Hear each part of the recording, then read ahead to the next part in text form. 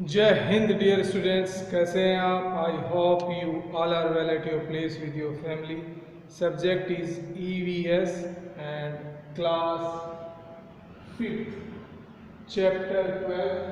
The name of the chapter is digestion of food. ठीक है, so let's start the digestion of food. देखिए, हमारी body में कई तरह के सिस्टम्स होते हैं, जैसे circulatory systems, respiratory systems, immune systems, digestive systems, excretory systems, etcetera etcetera. So आज हम बात करेंगे digestion of food, that means digestive systems कि फूड जो हम खाते हैं किस तरह उसका पूरा एक प्रोसेस होता है, किस तरह से फूड से हमें एनर्जी मिलती है, इन सारी चीज़ों पे बात करेंगे।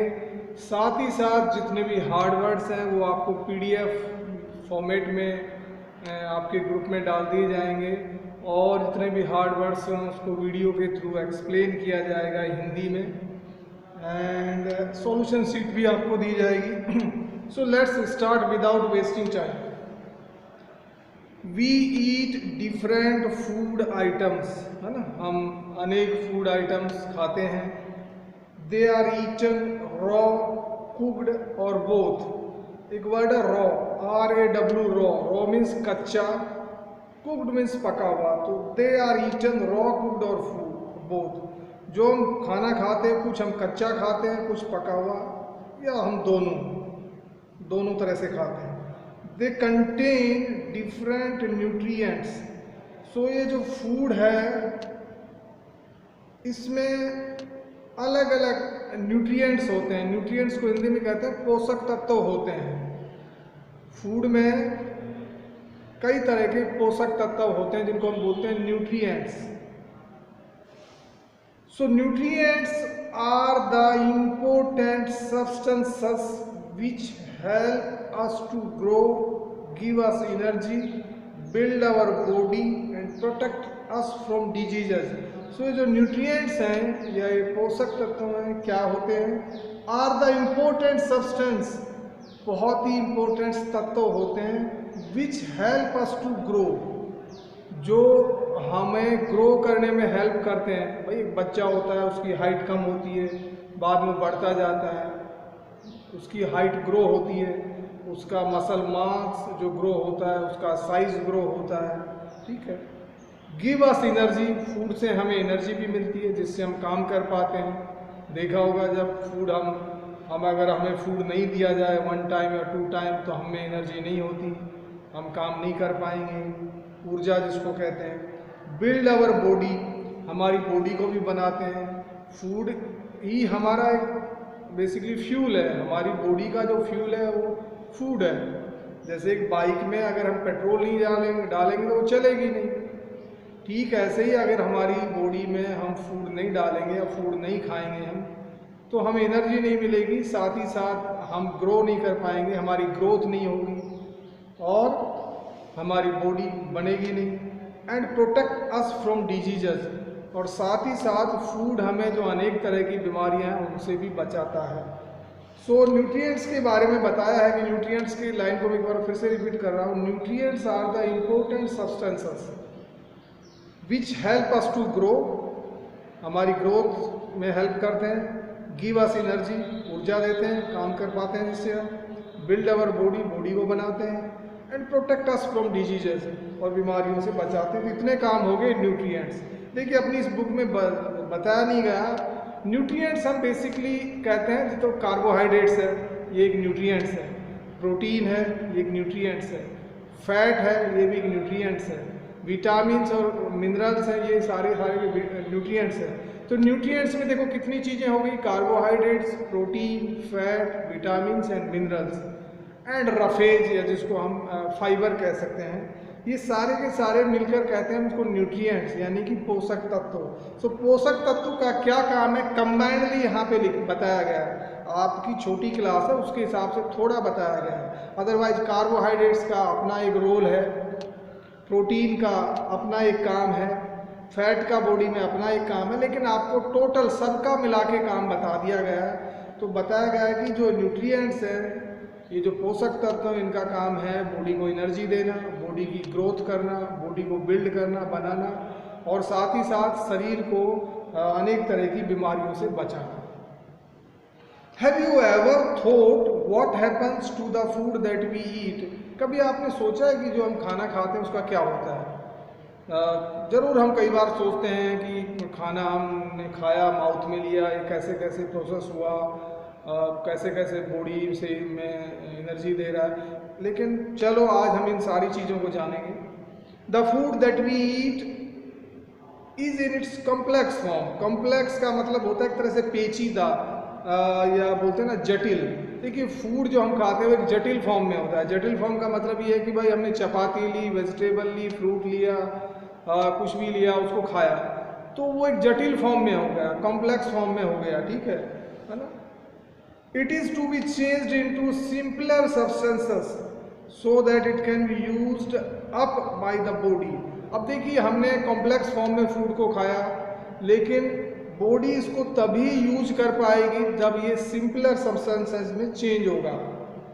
Simpler substances so that it can be used by the body.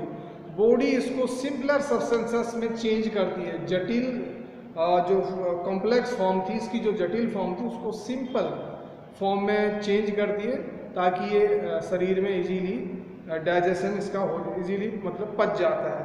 सो ये जो प्रक्रिया है इसी को बोलते हैं डाइजेशन। आगे बताया गया है digestion is the process of breaking down of food into soluble form to be observed and used up by the body. Digestion क्या है? डाइजेशन डाइजेशन को हम कह सकते हैं एक तरह से पाचन। तो ये डाइजेशन जो है, ये पाचन है, ये क्या है? तो digestion is the process, digestion एक तरीका है of breaking down of food, food को ब्रेक करना, फूड को तोड़ना, कॉम्प्लेक्स फॉर्म से सिंपल फॉर्म में ब्रेक करना, तोड़ना, इनटू सोल्यूएबल फॉर्म। भाई वो कॉम्प्लेक्स फॉर्म में था, अब हमें फूड ने इसको सिंपल फॉर्म में बना दिया, और साथ ही साथ वो सिंपल फॉर्म कौन सी है? सोल्यूएबल फॉर्म, मतलब घुलनशील फॉर्म। सोल्यूएबल का मतलब होता है घुलना, घुलनशील फॉर्म में चेंज कर दिया। To be observed and used by the body. अब ये सोल्यूएबल फॉर्म में बन गया, तो to be observed and used by the body, तो बॉडी इसको ऑब्जर्व कर लेगी, सोख लेगी इससे एनर्जी, जो प्रोटीन है वो निकाल लेगी, एंड बॉडी इससे यूज्ड बाय द बॉडी, और इस तरह बॉडी द्वारा यूज कर लिया जाएगा। तो ये जो पैराग्राफ है यही कह रहा है कि जब हम फूड खाते हैं तो वो कॉम्प्लेक्स फॉर्म में होता है, पेचीदा जटिल फॉर्म में होता है, लेकिन उसको सिंपल फॉर्म में कन्वर्ट कर लिया जाता है जो डाइजेशन के थ्रू। जो डाइजेशन एक सिस्टम है, जो प्रक्रिया है, एक प्रोसेस है, उस प्रोसेस के थ्रू कॉम्प्लेक्स फूड को सिंपल सब्सटेंस में चेंज कर लिया जाता है। वो सिंपल सब्सटेंस क्या है? सोल्यूएबल फॉर्म है, घुलनशील फॉर्म में इसको चेंज कर दिया जाता है। और जैसे ये चेंज होता है कि बॉडी इसको ऑब्जर्व कर लेती है, जितने भी न्यूट्रिएंट्स हैं जैसे प्रोटीन, इन सबको बॉडी ऑब्जर्व कर लेती है और बॉडी इसको यूज कर लेती है। सो इसी को देखते हैं। सबसे पहले देखते हैं digestion of food. Digestion of food digestion of food begins in the mouth और द बुकाल कैविटी। सबसे पहले जो डाइजेशन का प्रोसेस है उसमें सबसे पहले जो शुरुआत कहाँ होती है? माउथ में। माउथ को हम बुकाल कैविटी के नाम से भी जानते हैं, BUCCALCAVIT, बुकाल कैविटी। बुकाल कैविटी ही माउथ का दूसरा नाम है। तो जो सबसे पहली प्रक्रिया है, फूड कहाँ लेके जाते हैं? माउथ में लेके जाते हैं। तो सबसे पहले जानते हैं कि माउथ में क्या क्या होता है जो फूड को बेसिकली डाइजेशन की एक बिगिनिंग करता है, शुरुआत करता है। देखते हैं माउथ।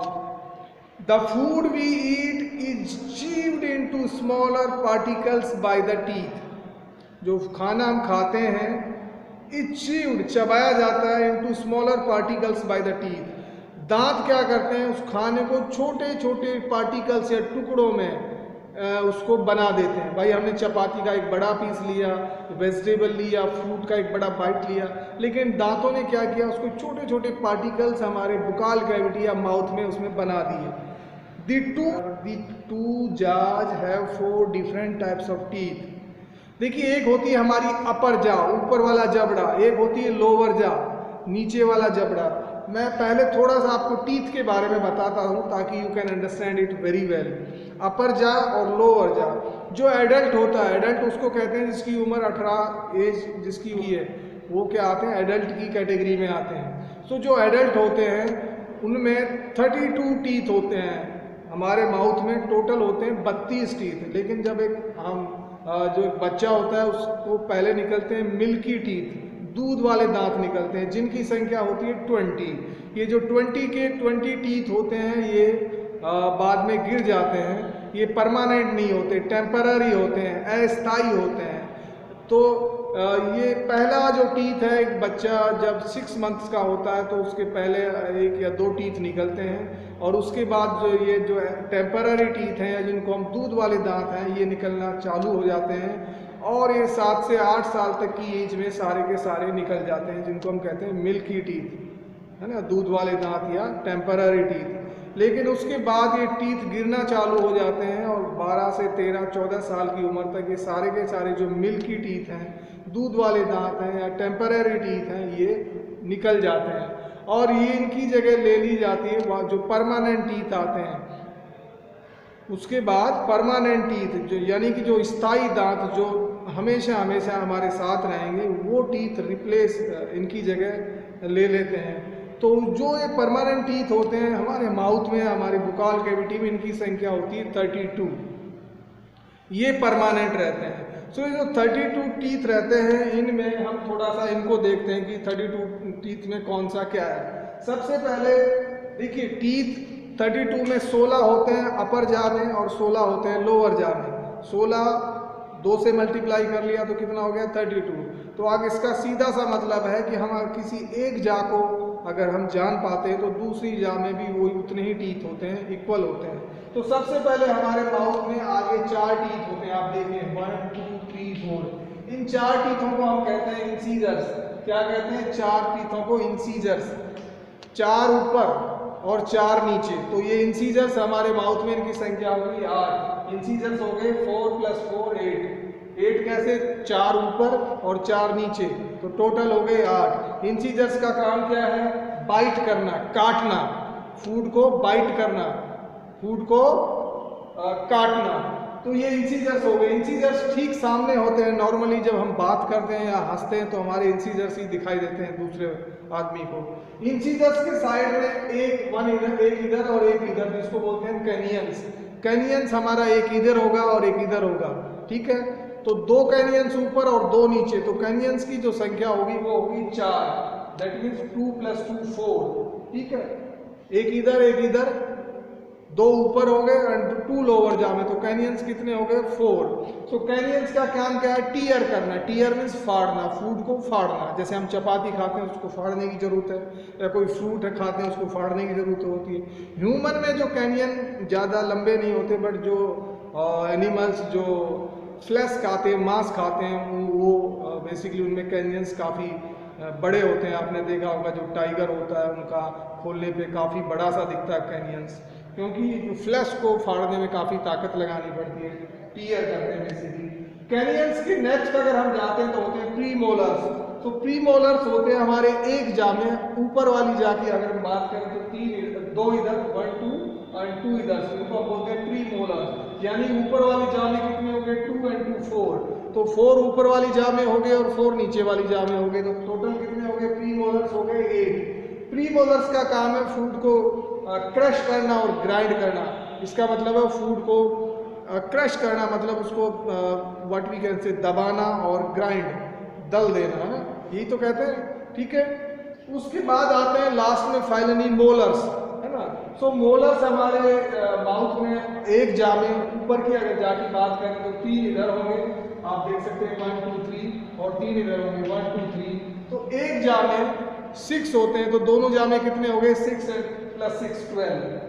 तो मोलर्स की संख्या कितनी होगी? 12। अगर हम सबका टोटल करते हैं तो इंसीजर्स हो गए 8, कैनियंस हो गए 4, प्रीमोलर्स हो गए 8 और मोलर्स हो गए 12। सो ये हो जाता है 32। ये जो 32 टीथ हैं ये बेसिकली परमानेंट टीथ हैं, ठीक है। ये रिप्लेसेबल टीथ नहीं है, अस्थायी टीथ नहीं है जैसे हमारे मिल्क वाले टीथ थे, ठीक है। सो अब हम बुक को देखते हैं। The two jaws have 4 different types of teeth: incisors, genions, premolars and molars, जिनकी बात हम ऑलरेडी हमने कर ली। They bite, tear, crush and grind the food. सो ये सारे के सारे टीथ का एक कंबाइंड काम बता दिया गया है कि भाई दांतों का काम क्या है, काटना, टीयर फाड़ना, क्रश करना, कुचलना, ग्राइंड पीसना। The upper jaw is fixed to the skull, जो हमारा ऊपर वाला जबड़ा है ये हमारे खोपड़ी के साथ फिक्स है। स्कल मीन्स खोपड़ी। वेयर एज द लोअर जा इज मूवेबल, और जो हमारा नीचे वाला जबड़ा है ये मूवेबल है, मूव करने वाला है, मूवेबल। इसलिए देखा होगा कि ये मूव करता है, हर चीज़ में हम खाते हैं तब भी ये मूव करता है, बात करते हैं तब भी मूव करता है। The salivary glands in the mouth secrets saliva. देखिए हमारी बॉडी में ग्लैंड्स होती हैं, ग्रंथियाँ होती हैं। ग्लैंड्स को हम कहते हैं हिंदी में ग्रंथियाँ। तो 2 तरह की ग्रंथियाँ होती हैं, एक होती है इंडोक्राइन ग्लैंड्स, एक होती है exocrine glands. Endocrine and exocrine glands, अंतःस्रावी ग्रंथियां और बाह्यस्रावी ग्रंथियां। तो जो सलाइवरी ग्लैंड्स है, सलाइवरी भी एक जो एक्सोक्राइन ग्लैंड है उसका एक पार्ट है। आपको ये सब ज़्यादा जानने की ज़रूरत नहीं कि जो इंडोक्राइन ग्लैंड्स क्या होती हैं या एक्सोक्राइन ग्लैंड्स क्या होती हैं। आप ये जान लो कि जो सलाइवरी ग्लैंड्स है, ग्रंथि है, तो हमारे माउथ में कई सारी सलाइवरी ग्रंथियाँ होती हैं। सेक्रेट सलाइवा, सलाइवा मीन्स लार। तो ये जो सलाइवरी जो ग्लैंड्स होती हैं, ग्रंथियाँ होती हैं, हमारे मुंह में लार छोड़ती हैं। It breaks the starch in the food into simple sugars. So ये जो लार क्या करती है, जो सलाइवा क्या करता है, it breaks the starch in the food. अब फूड में स्टार्च होता है, उस स्टार्च को तोड़ने का काम करती हैं इनटू सिंपल शुगर्स। उस स्टार्च को ये सिंपल शुगर्स में, साधारण शुगर्स में चेंज कर देती है। कौन? Salivary glands. तो सलाइवरी जो ग्लैंड्स है, जो ग्रंथियां हैं, जो लार प्रदान करने वाली जो ग्रंथियां हैं, भोजन को पचाने में अहम रोल प्ले करती हैं। क्या करती हैं? जो स्टार्च होता है उसको बेसिकली सिंपल शुगर्स में कन्वर्ट करती हैं। सलाइवा और mixes with the food and softens it. तो जो लार है ये फूड के साथ मिक्स हो जाता है हमारी बुकाल कैविटी माउथ में, और जो फूड है उसको सॉफ्टन्स, नरम बना देती है। बनाती है ना, देखा हमने एक चपाती का बहुत हार्ड पीस ले लिया, सूखा चपाती हमने अपने माउथ में ले लिया, हमारे दांतों ने अपना काम किया, टीयर किया, क्रश किया, चबाया, लेकिन साथ ही साथ उस फूड को सॉफ्ट करने का काम कौन कर रही है? सलाइवा कर रही है, लार कर रही है। लार उसमें मिक्स हो रही है जिससे फूड सॉफ्ट हो रहा है। साथ ही साथ लार के कई काम, एक तो फूड को सॉफ्ट करना, दूसरा क्या किया, जो फूड में स्टार्च था, स्टार्च को शुगर में कन्वर्ट किया। ठीक है। एक और चीज़ यहाँ पे वो आपकी बुक में बताई नहीं गई कि जो सलाइवा होती है वो जो बेसिकली जो हार्मफुल बैक्टीरिया है फूड में, अगर गलती से कोई बैक्टीरिया प्रेजेंट है फूड में जो हार्मफुल है उसको भी किल करने का काम करती है। तो कई सारे काम है सलाइवा लार के। तो ये पढ़ा हमने माउथ के बारे में, टीथ के बारे में। अब हम जानेंगे टंग को। अब हम अपनी जीभ को जानेंगे। TONG, टंग मीन्स जीभ। तो जीभ में क्या होता है उसको हम देखते हैं। The tongue is a muscular organ. देखिए टंग किससे बना हुआ? मसल से बना हुआ है। भाई हमारी बॉडी में बहुत सारी मसल्स हैं, इवन अपना हार्ट भी मसल से बना है। ठीक है, हम इसलिए तो बोलते हैं मस्कुलर बॉडी। तो जो हमारी टंग है वो भी मसल से बनी हुई है। ठीक है, सब tongue is a muscular organ. कैसा ऑर्गन है? मसल से बना हुआ ऑर्गन है। ऑर्गन का मतलब होता है कि भाई बॉडी में जो पार्ट है, जैसे हार्ट एक ऑर्गन है, लंग्स, फेफड़े एक ऑर्गन है, किडनी एक ऑर्गन है, इंटेस्टाइन एक ऑर्गन है, सारे ऑर्गन है। तो अपने टंग भी है, ये भी एक ऑर्गन है। It rolls the food in the mouth. तो जो टंग क्या करती है? फूड को रोल करती है, घुमाने का काम करती है। देखिए हमने फूड लिया, दांत काटने का काम कर रहे हैं, क्रश कर रहे हैं, बाइट कर रहे हैं, टीयर कर रहे हैं, लेकिन जो जीभ है, टंग क्या कर रही है? उस फूड को घुमा रही है।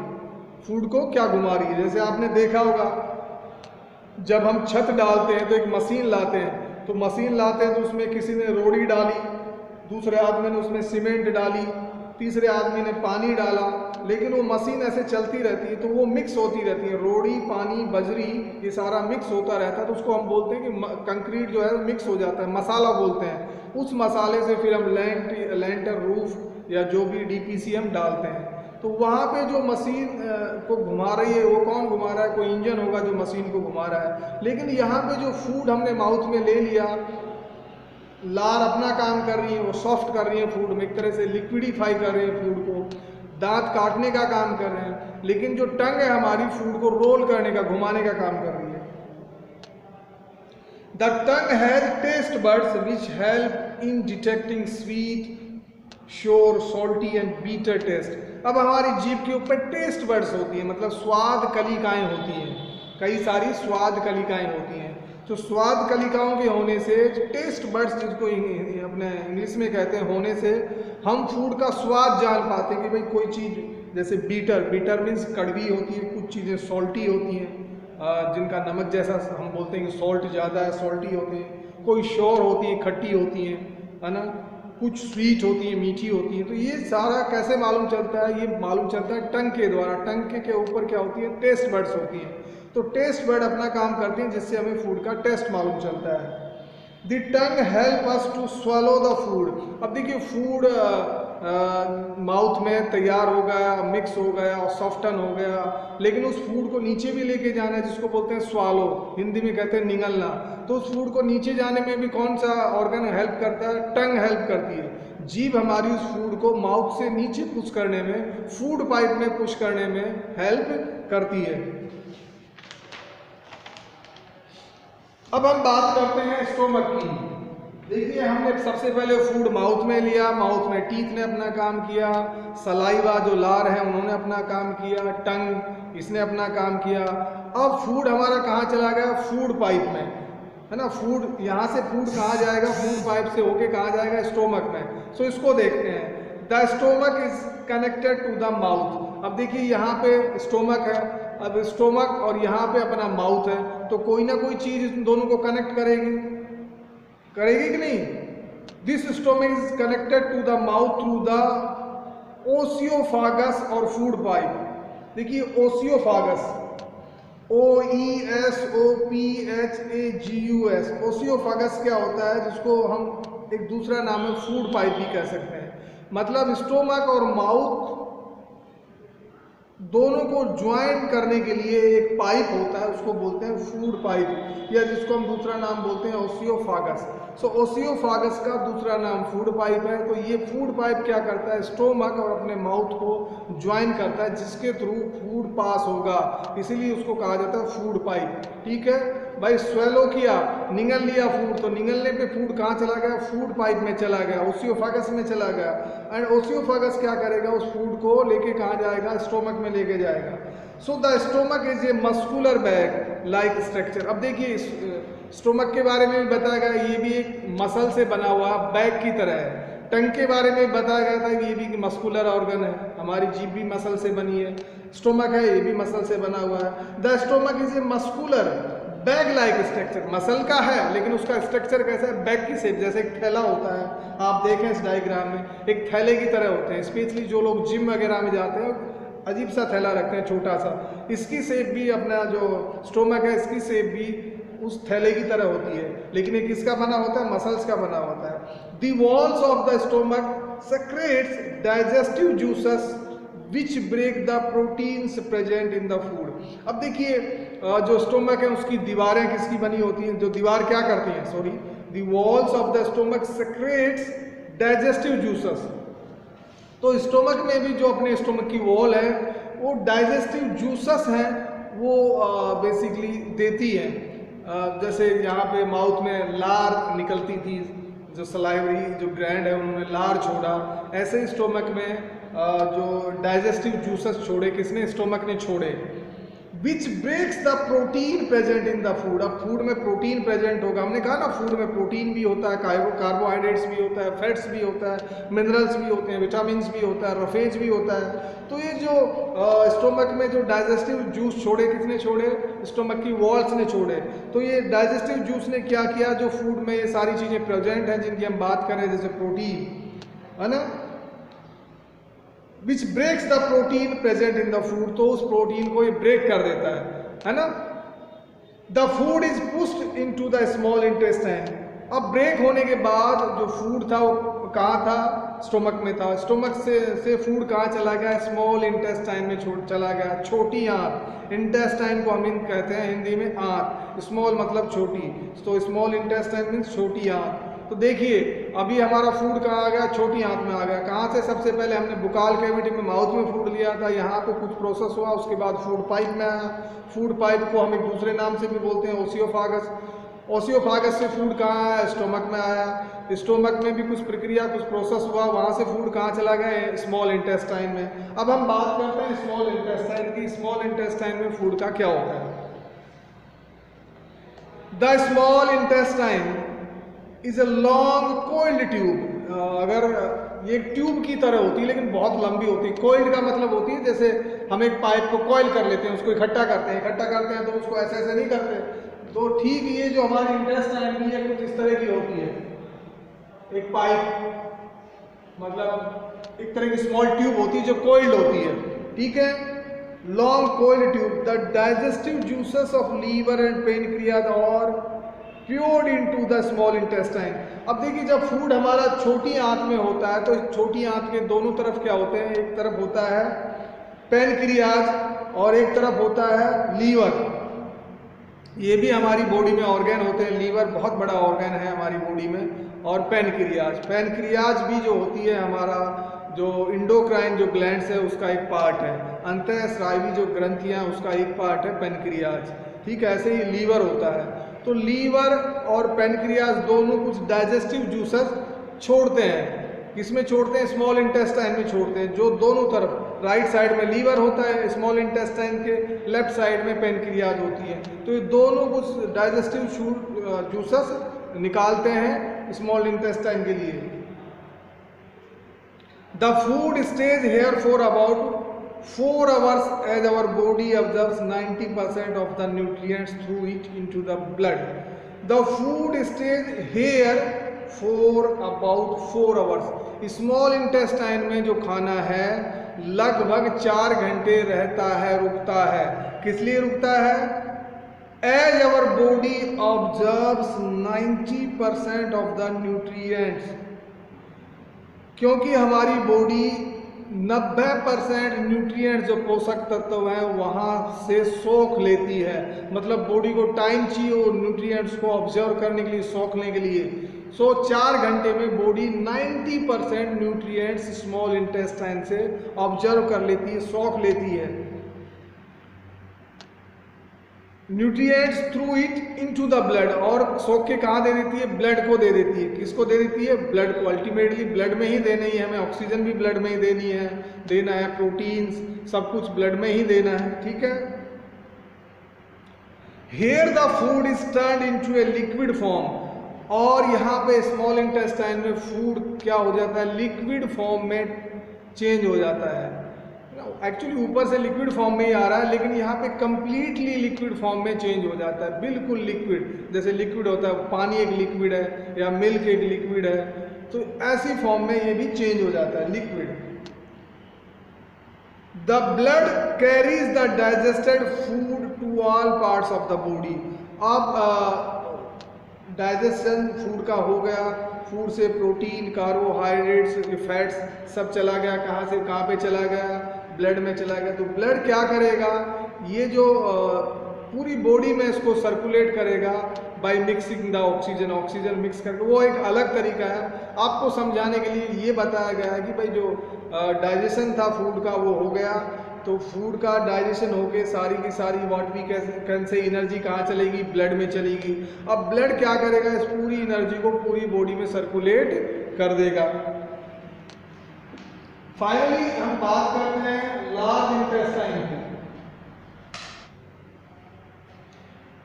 The undigested food is pushed into the large intestine। देखिए यहां तक जो फूड डाइजेस्ट हो गया था वो तो खत्म हो गया। अब जो अनडाइजेस्टेड है, मतलब जो डाइजेस्ट नहीं कर पाया, जो बच गया, तो अनडाइजेस्टेड फूड क्या हो गया, कहाँ चला जाएगा, स्मॉल इंटेस्टाइन से कहाँ चला जाएगा, लार्ज इंटेस्टाइन में चला जाएगा। लार्ज इंटेस्टाइन का मतलब होती है बड़ी आंत। तो छोटी आंत से फूड कहाँ चला गया, बड़ी आंत में चला गया। ठीक है, इसको बड़ी आंत इसलिए कहा जाता है कि इसका जो डायमीटर है ये ज़्यादा होता है। स्मॉल इंटेस्टाइन का जो डायमीटर है, जो व्यास है, वो कम होता है, लेकिन लार्ज इंटेस्टाइन का बड़ा होता है। आपको समझाने के लिए मैसेज जैसे ये अगर स्मॉल इंटेस्टाइन है तो ये इसका डायमीटर होगा, इस पाइप की चौड़ाई, लेकिन लार्ज इंटेस्टाइन के जो पाइप की चौड़ाई है ज़्यादा होगी। ठीक है, तो छोटी आंत से फूड कहाँ चला गया, बड़ी आंत में चला गया। Here the water is observed, हमने देखा था कि स्मॉल इंटेस्टाइन में जो फूड था वो लिक्विड फॉर्म में था, तरल रूप में था, लेकिन जब ये लार्ज इंटेस्टाइन में आ गया तो यहाँ से वाटर जो फूड में अवेलेबल, अनडाइजेस्टेड जो फूड है उसमें जो पानी अवेलेबल है उसको ऑब्जर्व कर लिया जाएगा, सौख लिया जाएगा, किसके, बॉडी के द्वारा। दैट मीन्स पानी तो सौख लिया, तो पानी सौख लिया तो वहाँ पे अनडाइजेस्टेड फूड बच गया, लेकिन काफ़ी लिक्विड उससे ऑब्जर्व कर लिया गया। The remaining waste is thrown out of the body through anus. अब जो बाकी वेस्ट है वो एक तरह का वेस्ट है, बॉडी को उसकी जरूरत नहीं है, वो वेस्ट हमारी लार्ज इंटेस्टाइन से थ्रू एनस हमारी बॉडी से बाहर आ जाएगा। तो ये हमने जाना कि फूड का जो डाइजेशन का एक प्रोसेस है वो क्या है, कि सबसे पहले फूड हम अपनी बुकाल कैविटी माउथ में लेते हैं, माउथ में हमारे टीथ अपना काम करते हैं, जो टंग है ये फूड को रोल करती है, जो सलाइवरी ग्लैंड्स हैं वो सलाइवा मिक्स करती है, उसको सॉफ्टन करते हैं। उसके बाद फूड पाइप के थ्रू हमारे स्टोमक में आता है। स्टोमक में आने के बाद फूड में कुछ डाइजेस्टिव जूसेस मिक्स किए जाते हैं। उसके बाद फूड आता है स्मॉल इंटेस्टाइन में। स्मॉल इंटेस्टाइन में फूड लगभग 4 घंटे वहाँ पे रुकता है। यहाँ पे 90% जो न्यूट्रिएंट्स हैं वो बॉडी ऑब्जर्व कर लेती है। उसके बाद जो अनडाइजेस्टेड फूड है स्मॉल इंटेस्टाइन से लार्ज इंटेस्टाइन में चला जाता है, और लार्ज इंटेस्टाइन से थ्रू एनस हमारी बॉडी से जो वेस्ट है वो बाहर निकल जाता है। तो ये फूड डाइजेशन का एक प्रॉपर प्रोसेस है। ठीक है, सो डियर स्टूडेंट्स, आज की क्लास में इतना ही, because the chapter is lengthy, so the remaining chapter we will finish in the part 2। So जितना बताया गया please watch the video carefully, ध्यान से देखें, don't watch it like a movie की तरह नहीं देखें। Please have a pen in your hand and also have a notebook जब आप वीडियो देखते हैं। ओके, समझें। So that's all in today's class. See you in the next class. Have a great day. Bye bye.